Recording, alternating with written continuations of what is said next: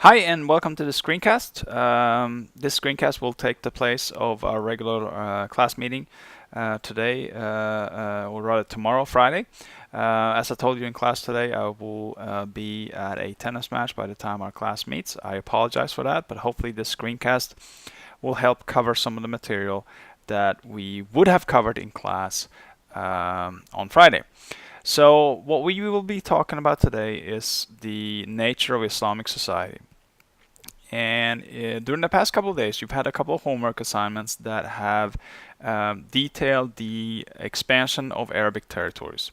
So if we go to this map here, this is a map that outlines the territories that the Arabs controlled by roughly 750 CE. So as you can see, these are quite substantial territories, and the Arabs had done very well for themselves in regards to conquering a large amount of territory. So because of the fact that they control so much territory, it becomes important for us to take a look at how their society functioned, how their society worked, so that we can understand how a large part of the world functioned at this time. So the first thing that you need to know about the Islamic societies, and by the way, this is chapter 10, section 3, as you can see by the title here, if you organize your notes according to chapters and sections. The first thing that you need to know about the Islamic societies is that the line between secular and religious is much, much thinner in these societies than in the other ones that we've studied so far this year.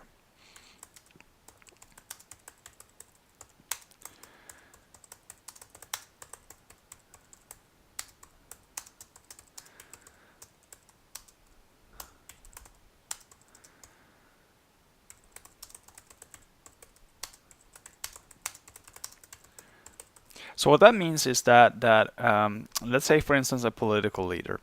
A political leader in an Islamic society, if he was faced with a problem, he would first of all look to religious texts to try to figure out what those texts told him about how he should act or what he should do.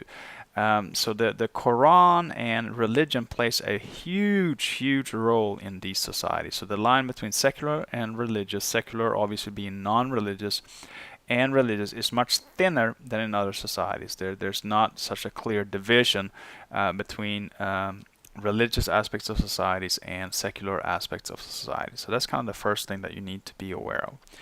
The other thing that you need to be mindful of here is the role of the caliph.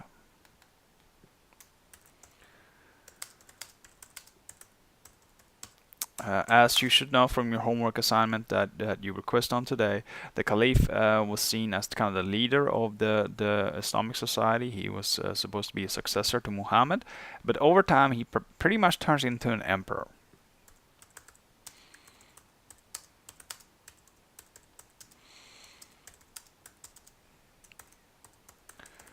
And it is especially during the Abbasid dynasty that this happens.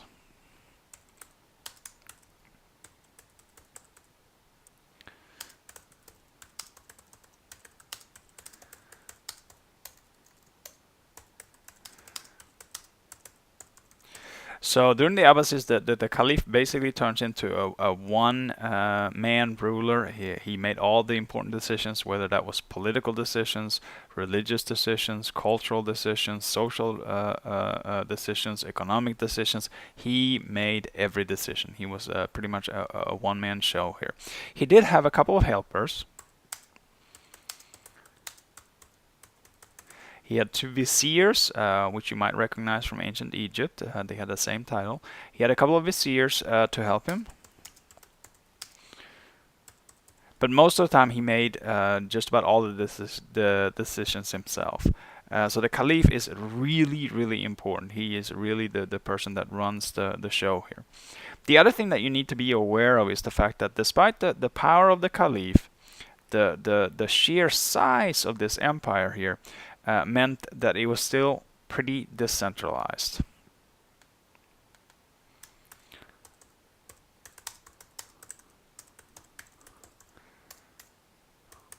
The empire is decentralized just because of the fact that the Caliph most of the time either lived here in this area right here or over here. And as you can figure out, there's still a lot of territory to cover, a lot of territory to govern here, and as a result, the empire was pretty decentralized. And this means that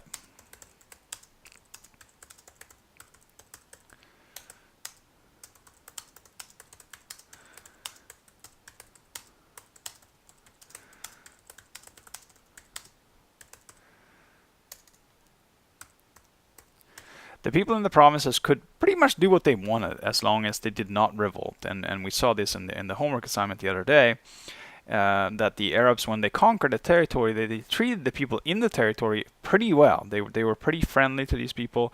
They taxed them a little bit more if they did not want to convert to Islam, but other than that, they kind of let them do their own thing. So this is a fairly decentralized empire. So you might ask yourself then, well, how did it stay together for so long? Again, this is a huge chunk of territory here, and how did the Arabs manage to keep all this together? Well, one of the reasons why they were able to keep this together was because of the economy.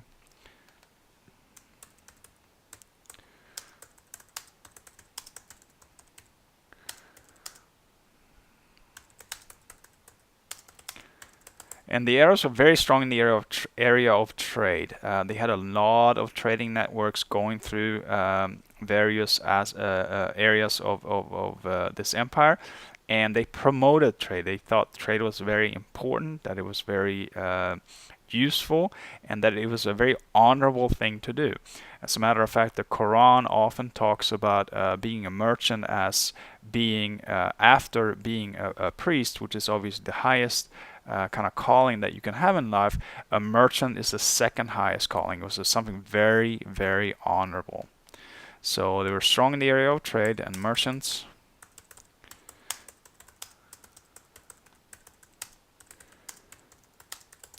So merchants were considered very good people. It was a good way of honoring your family, of honoring yourself, of honoring Allah, if you were a merchant.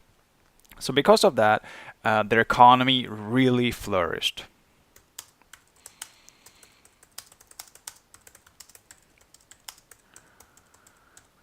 So this made for a very strong economy. And as a result, and this should not come as a surprise to you after having been in this class for a while, one of the things that this led to was the growth of cities.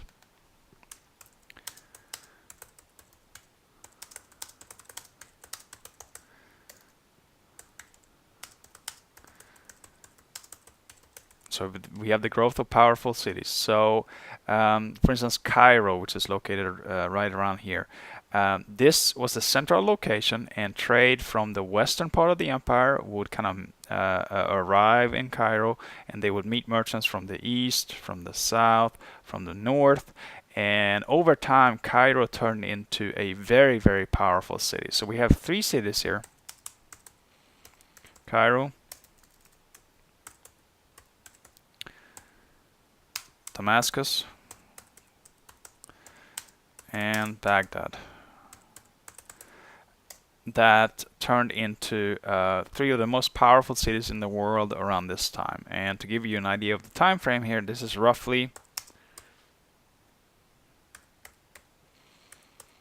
850 to 1200 CE.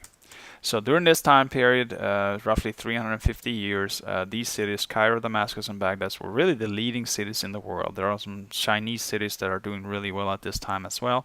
But these three cities were really, really, really powerful. So this is a very short and brief introduction to Islamic society. Again, the line between secular and religious is very thin. The role of the caliph was very powerful, a decentralized empire, and a very, very strong emphasis on trade, which led to the development of cities. Those are the three main or four main points of this screencast here. So I hope that this all made sense to you. If you have any questions, please write those down, and I'll be happy to answer those in class on Monday. I hope that you have a great Friday and a good weekend, and I will see you in class on Monday.